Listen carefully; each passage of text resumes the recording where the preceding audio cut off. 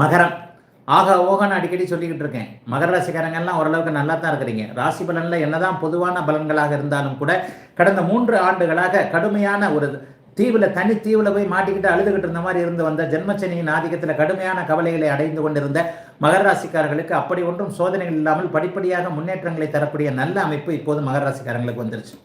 5ஆம் அதிபதி வலுவா 5ஆம் இடத்துல குரு இருந்து ராசிக்கு பார்த்து கொண்டிருக்க, 9ஆம் அதிபதி உச்சமாக இருக்க, 10ஆம் அதிபதி 10ஆம் வீட்டிலே இருக்க, ராசிநாதன் 2ஆம் இடத்துல வலுவாக இருப்பது மிகப்பெரிய கொடுப்பினையான ஒரு அமைப்பு.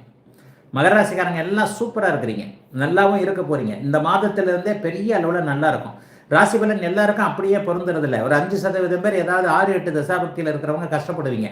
அப்படிப்பட்டவர்களுக்கு கூட இந்த மகர ராசிக்காரர்களுக்கு அக்டோபர் மாதம் நல்ல பலன்களையே செய்யுங்க. பொதுவாகவே ஒரு ராசியின் 3-4 யோகர்களில் 3 பேருமே 4 பேருமே வலுத்திருந்தா அந்த ராசிக்காரங்க கொடுத்து வச்சவங்கன்னு அர்த்தம். அந்த அமைப்பு இப்போது வலுவாக இருக்கிறது. பாக்கியாதிபதி உச்சமாக இருக்க, 5ஆம் அதிபதி பூரண ராஜயோகாதிபதினா 5-10 கூடியவரான சுக்கிரன் ஒரு மாதம் முழுவதும் வலுவாக இருக்க, அதற்கு பிறகு லாபத்தில் வர தொழில் லாபமாக இருக்க போகுது, வேலை லாபமாக இருக்க போகுது, வெற்றிகள் கிடைக்க போகிறது, வம்பு வழக்குகள் விலகப் போகிறது, கடன் விலகப் போகிறது, நோய் விலகப் போகிறது. இது நாள் வரைக்கும் நம்மளை வேற மாதிரி நினைச்சுக்கிட்டு இருந்தவங்க சாமி ஐயா நான் தப்பா நினைச்சிட்டேன் என்னை மன்னிச்சிருன்னு வர போறாங்க. ஆக மகர ராசிக்காரர்கள் அனைவருக்குமே எல்லா நிலைமைகள்லையும் நல்லவைகள் மட்டுமே நடக்கக்கூடிய அமைப்புகள் இப்போது உண்டு.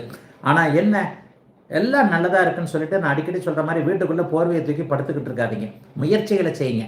எந்த அளவிற்கு நீங்கள் முயற்சிகளை செய்கிறீர்களோ அதை விட 10 மடங்கு லாபங்கள் வெற்றிகள் வரக்கூடிய தன்மைகள் இப்போதிருந்தே ஒரு 3-4 மாசத்துக்கு அப்படியே கண்டிப்பா வருது. ஒரே ஒரு மைனஸ், கோபம் அடிக்கடியாக வரும். 7ஆம் இடத்தில் மாதத்தின் இறுதி நாட்களில் மாதத்தின் 20ஆம் தேதிக்கு பிறகு 7ஆம் இடத்தில் உட்கார்ந்து ராசியை பார்க்க போகின்ற செவ்வாயின் காரணமாக சுற்றி இருப்பவர்கள் உங்களை அப்படியே கோபப்படுத்தி பார்த்து அதன் மூலமாக டக்குன்னு வார்த்தையை விட்டு என்னையா இருந்தாலும் இப்படி பேசுறாரு அப்படின்னு அடுத்தவங்க உங்களை பார்த்து ஒரு மாதிரியாக விலகி போகக்கூடிய அளவிற்கு கோபப்படக்கூடிய தன்மைகள் மாதத்தின் கடைசி 10 நாட்களில் மகர ராசிக்காரர்களுக்கு உண்டு.